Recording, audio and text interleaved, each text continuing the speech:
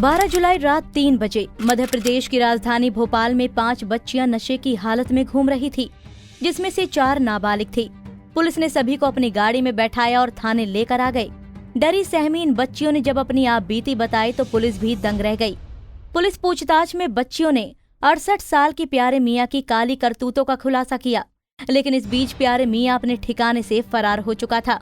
Police ने खोजबीन शुरू की और जम्मू कश्मीर के श्रीनगर में प्यारे मियां को गिरफ्तार कर लिया गया।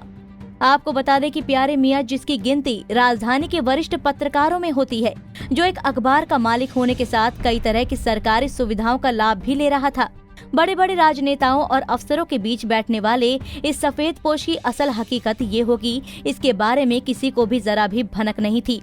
लेकिन जब एक के बाद एक सनसनीखेज खुलासे हुए तो सबकी आंखें खुली की खुली रह गई। पूरी जांच के बाद प्यारे मियां के बारे में जो बातें सामने आई वो हैरान कर देने वाली थी। जांच में इस बात का खुलासा हुआ कि अय्याश प्यारे मियां सिर्फ नाबालिग लड़कियों का ही शोषण करता था। कभी एक अखबार में पेस्टर जैसे मामूली नौकरी करने वाला आरोपी प्यारे मियां खुद अखबार का मालिक बन गया और कुछ ही साल में उसने काली कमाई के जरिए करोड़ों की संपत्ति बना ली।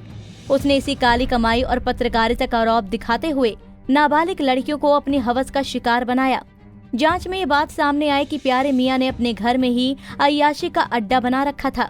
यहाँ पर वो नाबालिग लड़कियों को रसूखदारों के सामने पेश करता था। ये घिनौना खेल पिछले 2 साल से चल रहा है। इस मामले में जो सबसे ज्यादा चौंकाने वाली बात ये सामने आई कि प्यारे मियां की पूरी करतूतों में उसकी मुंह बोली बहू गुलशन भी साथ थी।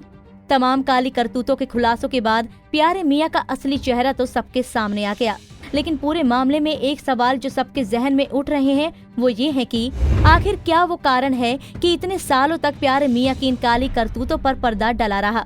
क्या पत्रकारिता अब ऐसे कथित सफेद पोशों के काले कारनामों को ढकने का जरिया बन गया है?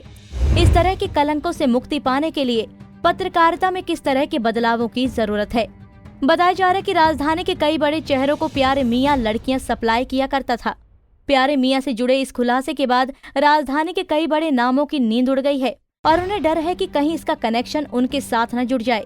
वहीं इस बीच एक वीडियो भी सोशल मीडिया में वायरल हुआ, जिसमें प्यारे मियां कांग्रेस नेता दिग्विजय सिंह के साथ नजर आया। सुनिए इस पर दिग्विजय सिंह का क्या कहना है। अखबार चलाते रहे और अखबार चलाते हुए वो किन किन के साथ फोटो खिंचवाते रहे वो तो आप सब जानते हैं। किसको मालूम था कि ये बार डांस कैसे करते हैं प्यारे मियां? किसको मालूम था? उन पर सख्त कार्रवाई होना चाहिए। कई बड़े नेताओं के साथ बड़े नेताओं। प्यारे मियां का काला कारोबार भोपाल ही नहीं बल्कि इंदौर और सीहोर में भी फल फूल रहा था। सुनिए भोपाल एडीजी ने क्या खुलासे किए।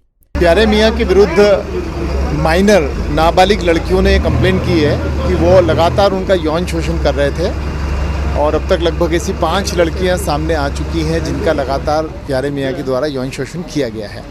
उनके विरुद्ध बलात्कार और अन्य धाराओं में मुकदमे पंजीबद्ध किए गए हैं और जब ये सब बातें सामने आई तो ये जानकारी आई कि बहुत सारी सरकारी ज़मीनों पर प्यारे मियां ने कब्जा किया हुआ है, बहुत सारी बिल्डिंगें उन्होंने अवैध तरीके से बनाई हुई है।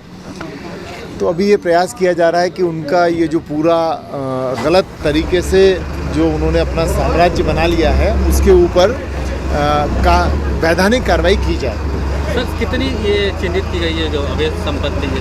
अभी ये कार्रवाई लगातार चल रही है और धीरे धीरे जैसे जैसे ये क्लैरिटी आती जाएगी कि क्या क्या अवैध है।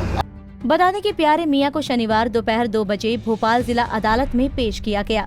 इस बीच पहले उसकी थर्मल स्क्रीनिंग की गई। कोर्ट ने उसे 5 दिन की पुलिस रिमांड पर पुलिस को सौंप दिया है।